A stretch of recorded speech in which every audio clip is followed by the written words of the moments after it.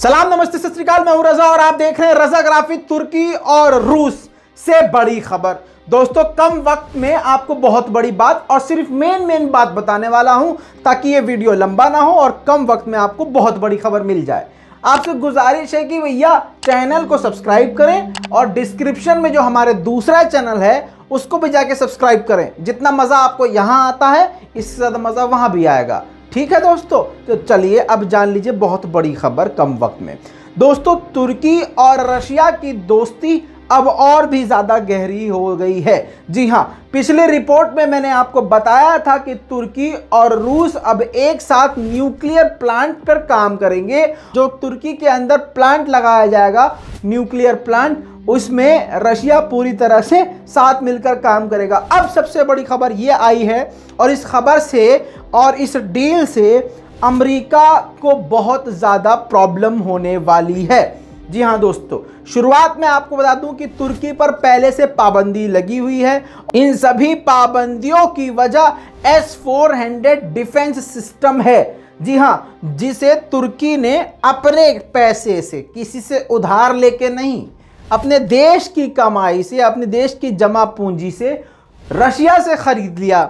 अब रशिया से S-400 खरीद लिया, जिसके बाद से बेचैनी बढ़ गई किसके अंदर? अमेरिका के अंदर, क्योंकि उसके F-35 विमान को ये बड़े आराम से टटोल के उसी के देश में पता कर सकता है यहाँ बैठे बैठे कि अमेरिका के किस इलाके में F-35 विमान छुपा रखे हैं। किसी भी देश में ये F-35 विमान और ख़तरनाक विमानों को तलाश कर सकता है।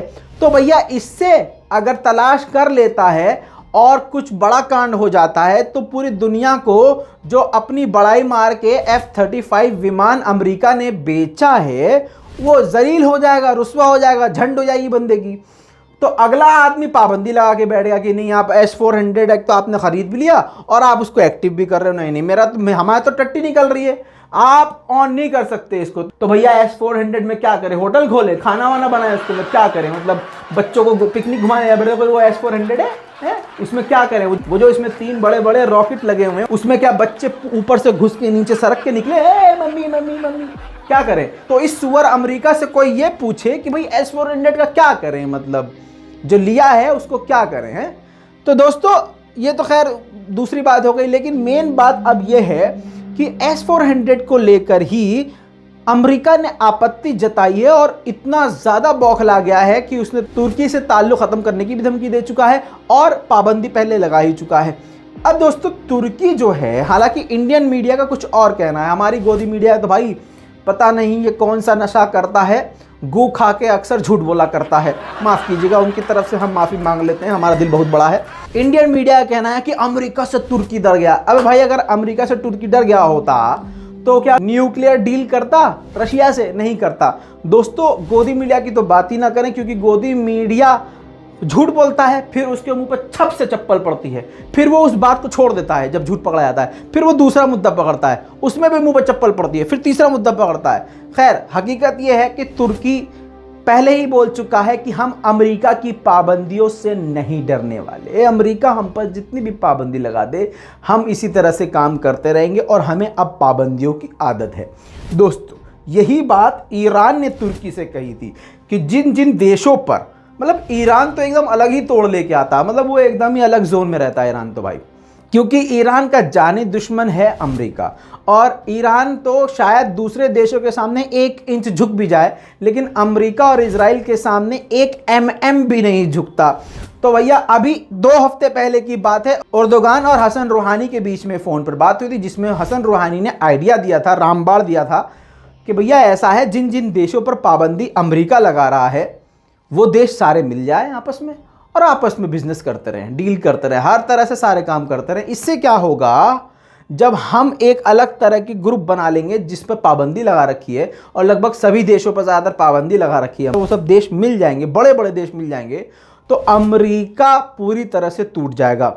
अब उसी नक्शे कदम पर, उसी प्लान पर काम करते हुए लग रहा है कि सभी देश धीरे धीरे आगे बढ़ रहे हैं, क्योंकि अभी पिछले हफ्ते न्यूक्लियर डील होने के बाद अब S-400 जिस वजह से सारा बवाल हुआ है, वो S-400 एंटी डिफेंस सिस्टम अब रशिया और तुर्की मिलकर बनाएंगे। जी हाँ, तुर्की के रक्षा मंत्रालय की तरफ से ये ऑफिशियल टिप्पणी जारी कर दी गई है कि अब रूस और तुर्की मिलकर S-400 को बनाएंगे। दोस्तों यहीं पर सोच लीजिए कितना बेचैन होगा, कितना मिर्चा लगेगा अमेरिका को, जो S-400 खरीदने पर सारा बवाल कर दिया उसने, तो वो S-400 बनाने लगेगा तुर्की, तो क्या होगा। दोस्तों तुर्की अब डिफेंस सिस्टम को खुद डेवलप करेगा, जिसमें रशिया पूरी तरह से मदद करेगा तुर्की की। इस वक्त पूरी दुनिया में सबसे घातक, सबसे खतरनाक हथियार बनाने वाला रशिया है, और अब तुर्की बड़ी तेजी से इस इंडस्ट्री में आगे बढ़ रहा है, और इन दोनों का साथ होना खतरे की घंटी है अमेरिका के लिए। दोस्तों इस पूरी रिपोर्ट पर आपका क्या कहना है भैया, नीचे कमेंट जरूर कर दीजिएगा। और आप लोगों से गुजारिश है कि गलती से भी, हालांकि मुझे पता है आप लोग मंदिर से पानी नहीं पीते होंगे, आप मंदिर से पानी मत पिएगा भैया, गुरुद्वारे चले जाइएगा, किसी और जगह चले जाइएगा, प्यास से मर जाइएगा, लेकिन मंदिर नहीं जाइएगा, क्योंकि वहां पर भीड़िए रहते हैं, आतंकवादी रहते हैं, वो खुन्नस में बैठे रहते हैं कि गलती से कोई भी इंसान का बच्चा मिल जाए और हम उसको नोच चलें। जैसा कि आप जान ही चुके हैं कि अभी भारत में पानी पीने पर, मंदिर में जाकर पानी पीने पर भेड़ियों ने, जो राम भक्त नहीं राक्षस भक्त हैं, उन्होंने बच्चों को मारा, और यही हालत पूरे देश की है। इसमें गलती मुसलमानों की भी है, क्योंकि मुसलमान आज भारत का डरपोक हो चुका है। क्यों नहीं है मुसलमानों का कोई संगठन, जब आरएसएस आतंकवाद फैलाने के लिए एक अपना ग्रुप बना सकता है, तो मुसलमान अपनी ज़ात को, अपने नाम को और मुस्लिम कौम को, गरीबों को बचाने के लिए संगठन क्यों नहीं बना सकते। वो इसलिए बना नहीं सकते क्योंकि मुसलमान डरपोक है, ये काला सच है। दोस्तों आपसे गुजारिश है, प्यास से मर जाइएगा, मंदिर न जाइएगा। जय हिंद।